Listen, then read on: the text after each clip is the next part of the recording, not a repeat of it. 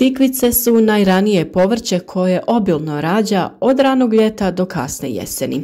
Pripadaju porodici tikvenjača. Većina sorti raste u formi grma i pogodne su za uzgoj na manjim površinama pa i u posudama. Uzgajamo ih iz rasada ili pak sijemo sjeme krajem aprila ili početkom maja na otvorenom. Proizvodnja presadnica naravno omogućiti će nam raniju berbu. Mogu biti rane, srednje rane i kasne sorte ili hibridi. Kako bi osigurali berbu kroz cijelu sezonu, možemo posijati sorte različite grupe zrenja ili jednu sortu u razmacima od 10 do 15 dana. Ne treba ih uzgajati pored drugih tikvenjača, ali ni uzastopno na istom mjestu. Dobro će uspijevati poslije korijenastog povrća poput luka, mrkve, cikle, krompira i kupušnjača. Optimalna sjetva je pri temperaturi od 15 do 18 stepeni. Kod ranije je neophodno osigurati zaštitu od kasnog mraza koji može uništiti iznikle i mlade biljke. Kao što sam rekla, proizvodnja presadnica će nam omogućiti raniju berbu. Sadnja se obavlja u posude koje trebaju biti u toploj i osunčanoj prostoriji. Optimalna temperatura je od 18 do 25 stepeni, a uz dovoljno vlažnosti niču za 7 dana. Nakon 25 do 30 dana te mlade biljke su dovoljno razvijene da ih presadimo na otvoreno. Prilikom sadnje treba paziti da im se ne ošteti korijen, jer su na to vrlo osjetljive. Potrebno je odabrati osunčane parcele ili gredice, a zemljište treba biti rahlo. Tikvice ne vole kisela zemljišta sa visokom razinom podzemnih voda. Najbolje uspijevaju na pH neutralnom tlu koje je bogato hranjivim tvarima.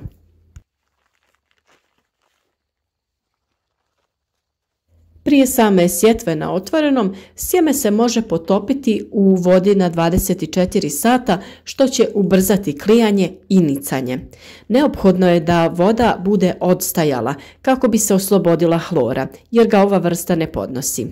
Treba izbjegavati i gnojiva koja sadrže hlor. Tikvice se siju ili sade na razmak od 50 do 70 cm. Dubina sjetve je od 3 do 4 cm. U vrtovima se obično siju u kućice ili roviće u kojima se posiju 2 do 3 sjemenke. Kod pripreme sjetvenih kućica potrebno je dodati i kompost, stajsko gnojivo ili neko drugo organsko gnojivo.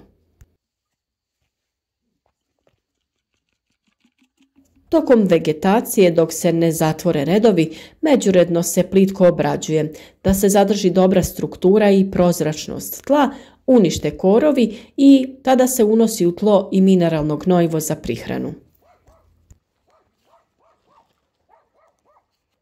Upravo protiv korova je najsigurniji uzgoj na malču od crne polietilenske folije.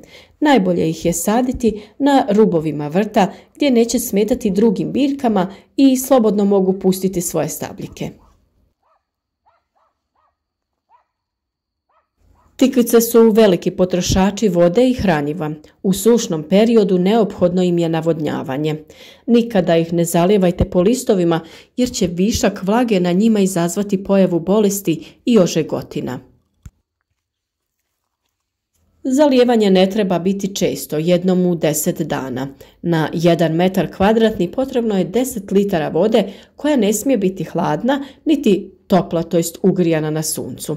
Optimalna temperatura vode za zalijevanje je oko 22 stepena. Hladna voda može uzrokovati opadanje cvjetova. Ove biljke su i osjetljive na uslove prevelike vlage i kada je temperatura ispod 15 stepeni. Neće im odgovarati ni kada je temperatura previsoka jer će cvjetovi opadati i ostati neoplođeni. Kopar, kadifica, korijander, metvica, to su biljke koje će zaštititi tikvice od štetnika i pojave bolesti. Borač, on će privući više oprašivača, a istu ulogu će imati i neven. Na samom početku rasta tikvicama se dodaje gnojivo bogato dušikom koji potiče rast, a u periodu plodonošenja odgovaraju gnojiva bogata fosforom i kalijem. O oznakama NPK smo već dosta govorili. N označava dušik i u početnoj fazi taj broj mora biti više zastupljen od ostala dva broja. P je fosfor, a K je kalij. Potreba za njihovim većim udjelom je u periodu plodonošenja. Prihrana se može obaviti i prirodnim sredstvima. Tokom vegetacije se pokazalo dobrim tretiranje otopinom mlijeka i sode bikarbone.